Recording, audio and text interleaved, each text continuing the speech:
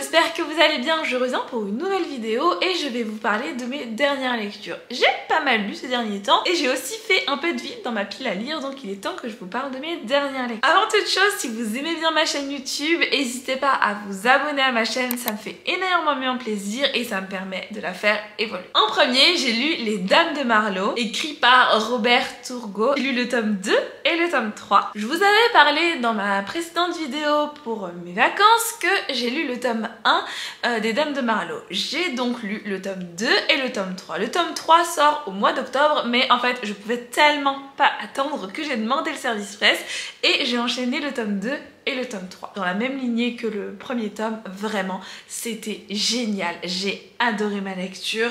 Si vous aimez vraiment les cozy mystery, si vous aimez les mots croisés, j'ai vraiment adoré le premier tome. C'était juste incroyable à lire et j'ai passé un excellent moment. J'ai pas vu le temps passer et c'est à peu près les mêmes choses pour le deuxième et troisième. En ce qui concerne le deuxième tome, ce qui est assez rare, c'est que j'avais à peu près deviné qui était le meurtrier. Ça allait dans cette bonne direction et c'était ça. C'est ce qui m'a un peu le plus déçue. Malgré tout, c'était assez sympa, mais j'ai un peu moins aimé le fait d'avoir deviné, de m'être douté. Et contrairement au premier et au troisième tome où j'ai été complètement à l'ouest et j'ai absolument pas trouvé le meurtrier, là j'avais un doute et effectivement je n'avais pas tort et j'ai trouvé ça un peu dommage parce que j'aime bien me faire surprendre, me dire ah merde c'était toi, je savais pas du tout, et donc ça n'a pas été le cas pour le deuxième tome. Et le deuxième tome, je l'ai moins aimé, je sais pas, il a quelque chose en moins, quelque chose de moins, que j'aime un peu moins que les autres, même s'il y a une enquête toujours qui est assez spéciale. C'était pas mon tome préféré. Le troisième tome était par contre lui vraiment très bien. C'était vraiment à huis clos. Il y avait 4 personnes dans la salle et une personne est morte, empoisonnée, et ils vont se dire mais qui a pu tuer cette personne? C'était vraiment trop bien. On enquête sur chacune des personnes, on leur trouve des raisons ou non, des alibis ou non. C'était vraiment chouette, j'ai vraiment bien aimé. En tout cas, ce cozy mystery là, Les Dames de Marlowe, entre dans les tops de mes cozy mystery préférés parce que c'était vraiment super sympa. J'ai adoré ma lecture. Je regrette vraiment de ne pas avoir du coup le livre physique, mais je n'ai plus de place, mais je regrette quand même de ne pas l'avoir parce que vraiment il est super cool. Et ben j'espère qu'il y aura une suite très bientôt, bien que je sais que c'est pas très bientôt vu que le troisième tome n'est même pas encore sorti, il sort en octobre. J'ai ensuite enchaîné avec un deuxième cozy mystery, c'était la période, j'avais envie de lire des cozy mystery. J'ai donc lu Bigoudi et Petites Enquêtes, Panique à Walbourg, écrit par Naël Charles. Et ben écoutez, j'en garde pas un très bon souvenir. Non pas au niveau de l'enquête, qui a tué qui, non, c'est au niveau de l'histoire, même au niveau de... j'ai pas vraiment aimé en fait. Dans cette histoire, on va suivre Léopoldine qui est une coiffeuse et en fait elle va découvrir un matin, elle va découvrir un cadavre et elle va essayer de s'intéresser à qui a pu tuer cette personne et qu'est-ce qui s'est passé. Donc elle va mener un petit peu son enquête. L'histoire en soi c'est la même chose que tous les cozy mystery, un meurtre, une personne lambda, une enquête, mais là la particularité c'est que c'est une coiffeuse et elle a une personnalité assez spéciale, je dirais, Léopoldine. C'est une lecture assez mitigée, notamment la première chose c'est que au bout d'un moment Léopoldine est assez marrante, mais au bout d'un moment c'est un peu lourd quoi, ça fait sourire mais bon ça a commencé un peu à être bof quoi, donc voilà, mais ça se lit tout seul, c'est du cozy mystery donc finalement ça se lit. Le meurtre était, j'ai du coup absolument pas deviné qui était le tueur de ce personnage là. Au fur et à mesure de l'histoire on découvre en fait le tueur tout simplement.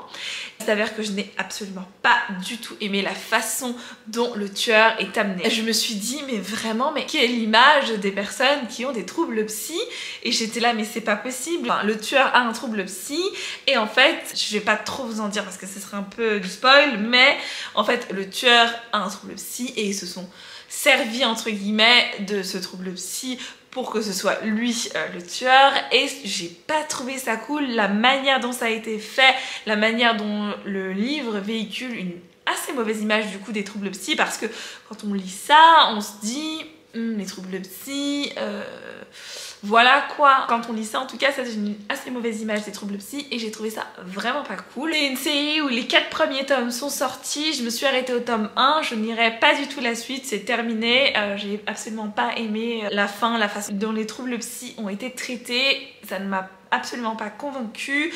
Plus Léopoldine, elle est marrante de temps en temps, mais au bout d'un moment, ma cocotte, voilà, je sais pas. C'était pas le Cozy Mystery le plus génial que j'ai lu. Celui-là n'était pas ce que j'attendais d'un Cozy Mystery et ça ne m'a pas plu. Même si ça reste très léger, ça reste assez drôle, à peu près comme tous les Cozy Mystery.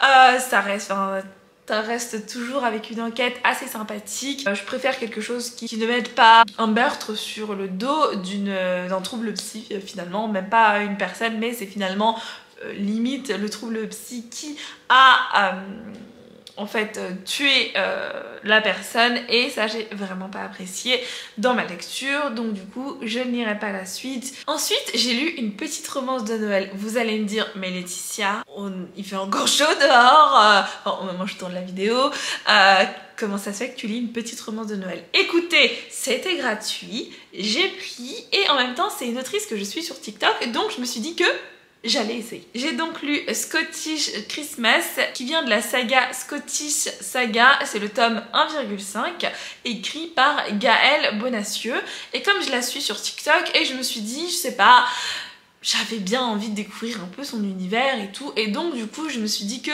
c'est une romance de Noël, ça peut être sympa, c'est gratuit, ça fait découvrir un peu cette autrice tout simplement. C'était une nouvelle très très courte puisqu'elle fait 63 pages donc vraiment une fois one shot je l'ai lu, c'était terminé. C'est assez sympa, on est dans l'Écosse, c'est assez cool avec des ambiances de Noël, ça a rafraîchi à l'intérieur de chez moi pendant que c'était la canicule donc c'était assez sympa. Je dirais que c'était du coup très très court et du coup j'ai pas eu le temps de découvrir les personnages, de m'attacher aux personnages donc je ne pourrais pas vraiment vous donner un avis très très construit sur tout ça parce qu'en fait il manque beaucoup d'éléments mais sinon c'était assez sympa de découvrir sa plume, de découvrir du coup une petite partie de l'histoire et en fait ça nous donne un peu plus envie de découvrir les autres personnages de cette histoire. Je suis un tout petit peu attachée aux personnages mais vraiment très très brièvement parce qu'en fait c'est très court donc on découvre les personnages mais on n'a pas le temps de vraiment faire beaucoup de choses. Je dirais que pour une romance de Noël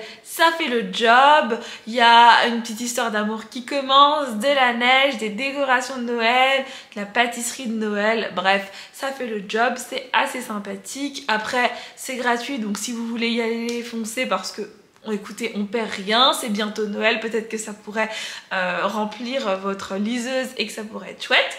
Mais écoutez, je pense que je lirai sûrement, alors je sais pas si je vais lire toujours la même saga, mais j'ai bien envie de découvrir un autre livre de cette autrice, donc il faudra que je me penche un peu plus sur le sujet sur lequel de ces livres m'intéresserait le plus, mais celui-là était assez sympa. Écoutez, on verra bien quel est le prochain livre de cette autrice que je lirai. En plus, il y a un petit corgi vraiment trop kiki, j'ai adoré ce petit corgi trop mimi, vraiment c'était super sympa et ça m'a fait très très plaisir de pouvoir lire cette histoire, de rajouter un petit peu cette ambiance Noël, même si on est très très loin de Noël. Ensuite, j'ai enfin terminé Les Tribulations d'Esther Parmentier, écrit par Maëlle Dessa. C'était le dernier tome. Écoutez, j'ai versé une petite larme, je suis triste de quitter ces aventures. Vraiment, elle va me manquer la petite cocotte.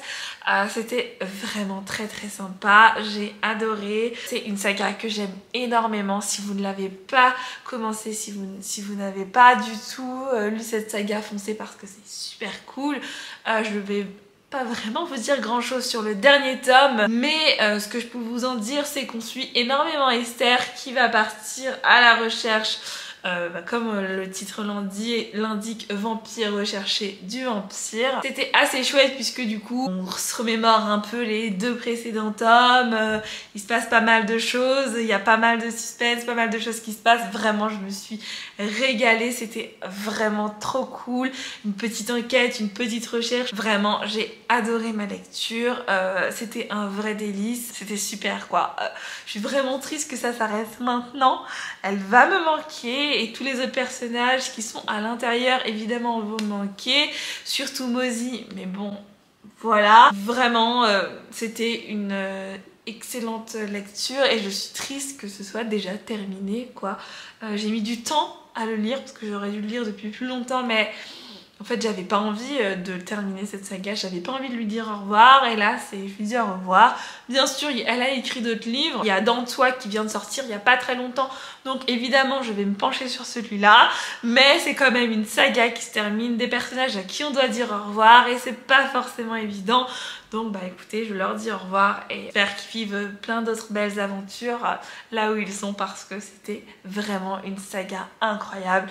Je vous assure, si vous l'avez pas lu, que vous cherchez un truc good vibes avec un vampire, une sorcière, des créatures surnaturelles, vous allez bien vous marrer avec une petite enquête, foncez, vraiment foncez, c'est juste incroyablement génial et j'ai passé un excellent moment à chacun des tomes. J'ai aussi passé un excellent moment à chacun des romans de Maëlle Dessart, mais bon, les tribulations d'Esther Parmentier ont vraiment un goût particulier parce que c'est avec cette saga que j'ai connu l'autrice, je l'ai fait découvrir à plein de gens, que ce soit sur internet ou dans ma vie de tous les jours et tout, et vraiment ça me fait quelque chose de lui dire au revoir à cette saga et de l'avoir terminée, mais j'espère qu'elle continuera à conquérir le cœur d'autres personnes parce que vraiment elle est chouette. Ensuite, j'ai lu Le parfum de l'impératrice, écrit par Leslie Tanguy. Je l'ai acheté au salon du livre et de la presse Montreuil de l'année dernière parce que notamment la couverture était très jolie. Dans cette histoire, on va suivre Nimue qui est une jeune apprentie de la compagnie du thé. Elle va tout simplement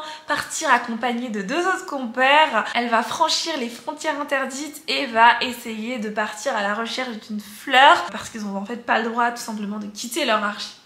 Et ils vont y aller. Je suis un peu mitigée concernant cette lecture, mais ce qui est à peu près certain, c'est que je ne pense pas lire la suite parce que c'était un tome en tout cas très introductif parce qu'en fait ce que je viens de vous dire résume littéralement le premier tome. Voilà. Tout le premier tome entier, c'est résumé avec ces deux phrases. Et pourtant, c'était ce qu'il y avait écrit derrière le résumé et j'ai trouvé que en fait c'était un peu long à ce qu'elles partent de là. Alors certes il y a tout un contexte mais c'est vraiment hyper introductif et en fait moi j'avais envie de la bagarre, qu'ils aillent du coup qui se rapprochent de leur objectif. Certes ils s'en rapprochent mais en fait c'est assez long jusqu'à ce qu'ils aillent jusque là-bas. Quand je suis arrivée à la fin de la lecture j'étais là bon bah en fait le tome est hyper introductif et donc il faut attendre le second tome. Je ne sais pas quand est-ce qu'il va sortir, j'ai pas vraiment regardé, mais il faut attendre le second tome et en fait ben moi je pensais, enfin j'ai compris que c'était un tome 1 puisqu'il s'écrit numéro 1 l'archipel, mais dans ces cas-là, dans le résumé, je trouve qu'il disait peut-être trop d'informations et ça a mis un peu trop de temps à commencer à mon goût.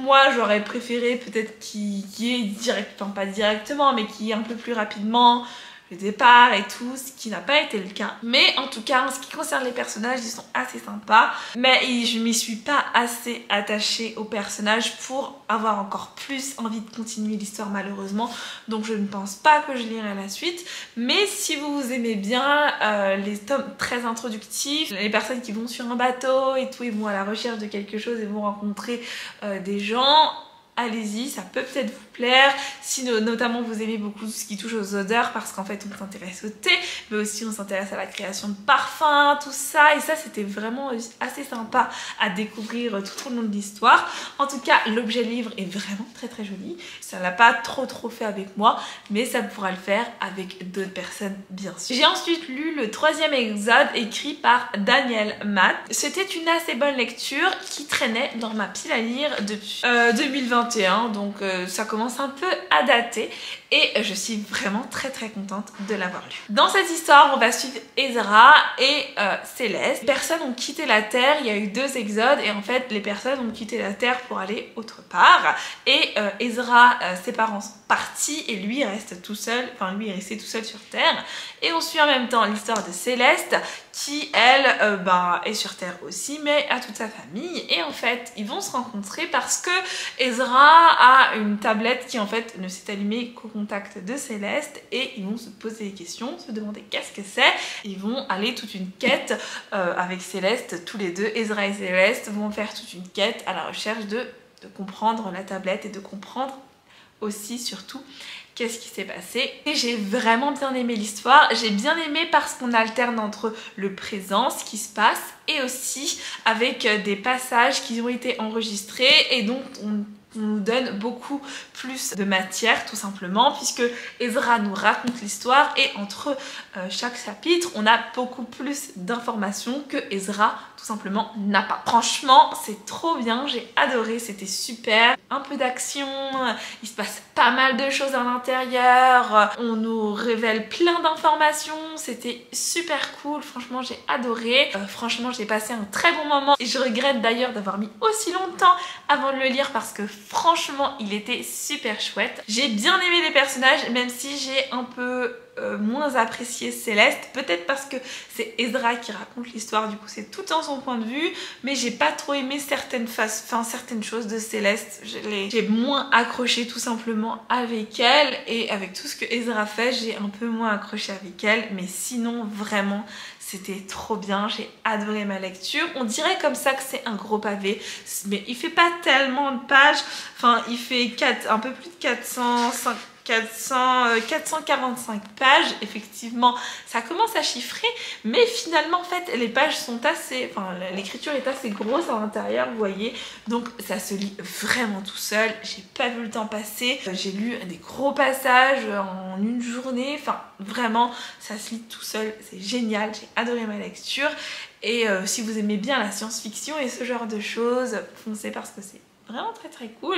Et vraiment c'était tellement bien que j'avais envie d'en savoir plus en fait, j'avais envie de savoir autre chose quoi, je sais pas, c'était vraiment très cool. Et finalement j'aime assez bien cet auteur puisque j'ai lu le 3e Exode, mais j'ai aussi lu juste là Au-delà de la lumière qui était vraiment très bien aussi. Donc je suis très contente d'avoir pu découvrir le 3e Exode et d'avoir enfin pu le lire avec tout ce temps qu'il est dans ma page. Je suis plutôt contente globalement de mes lectures et j'avance bien, je lis de plus en plus, je trouve plus le temps pour lire et c'est cool parce que il y a certains moments où je lis vraiment moins et là je lis vraiment beaucoup, donc c'est plutôt chouette. N'hésitez pas à me dire si dans ces livres là vous avez certains livres qui vous intéressent ou si il y a des livres que vous avez envie de lire ou que vous avez déjà lu. Je vous remercie d'avoir regardé cette vidéo, n'hésitez pas à aller me suivre sur les autres réseaux sociaux. Je vous remercie d'avoir regardé cette vidéo et je vous fais des bisous.